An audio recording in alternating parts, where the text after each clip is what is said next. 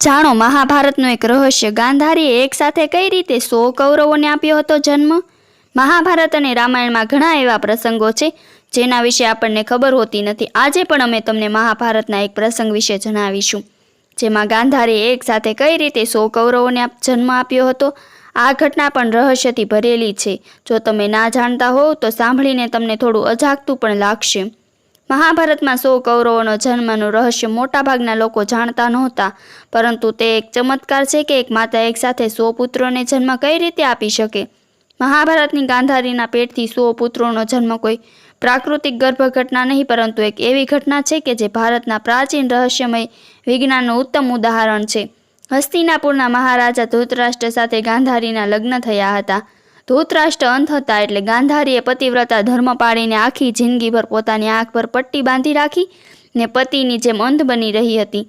બંનેના લગ્ન બાદ તેમને 100 પુત્ર થયા, જેમને આજે પણ કૌરવોના નામથી ઓળખીએ છીએ।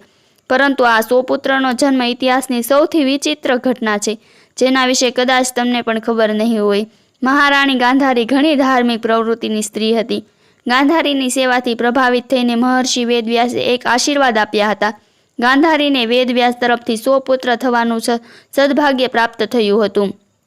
મહર્ષિ વેદવ્યાસના વરદાનથી ગાંધારી ગર્ભવતી બની હતી, પરંતુ થોડાક દિવસ પછી તેને ખબર પડી કે એમના ગર્ભમાં એક નહીં પરંતુ 100 બાળકોનો ગર્ભ છે।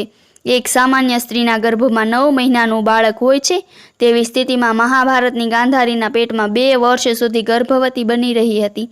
24 મહિના પછી પણ જ્યારે ગાંધારી પ્રસૂતિ થઈ નહોતી, ત્યારે લોકો અલગ અલગ વિચારો કરવા લાગ્યા હતા। આખરે કંટાળીને ગાંધારીએ ગર્ભને પાડી નાખવાનો નિર્ણય લીધો હતો। ગાંધારીએ પોતાના બાળકનું ગર્ભપાત કરાવ્યું તો એમાંથી લોખંડની જેમ એક માંસનું એક પિંડ નીકળ્યું, જેને જોઈને મહેલ સહિતના લોકો ગભરાઈ ગયા હતા અને અચાનક વાતો થવા લાગી હતી। એક માન્યતા એવી પણ છે કે આખી ઘટનાને તે વખતે મહર્ષિ વેદવ્યાસ નિહાળી રહ્યા હતા અને ગાંધારીના મોઢે ગર્ભપાતની વાત સાંભળતા જ તેઓ હસ્તિનાપુર દોડી આવ્યા હતા। એમણે મહારાણીના ગર્ભથી નીકળેલા માંસપિંડ પર પોતાના કમંડળમાંથી જળ છાંટ્યું હતું। પિંડ પર જળ નાખતા જ તે માંસના પિંડમાં 101 ટુકડા થઈ ગયા હતા। ત્યારબાદ વેદ મહર્ષિએ ગાંધારીને આ માંસના પિંડને ઘીથી ભરેલા 101 કુંડમાં નાખીને 2 વર્ષ સુધી રાખી મૂકવા જણાવ્યું હતું। આ ઘટના બાદ 2 વર્ષ પછી ગાંધારીએ જ્યારે ઘીના કુંડોને ખોલ્યા હતા, તેમાંથી ગાંધારીએ સૌથી પહેલા જે પિંડને ખોલ્યું એમાંથી દુર્યોધનનો જન્મ થયો હતો। તેવી રીતે ગાંધારીએ બધા પિંડોને એક પછી એક ખોલ્યા અને બધામાંથી એક એક કરીને પુત્રનો જન્મ થવા લાગ્યો હતો।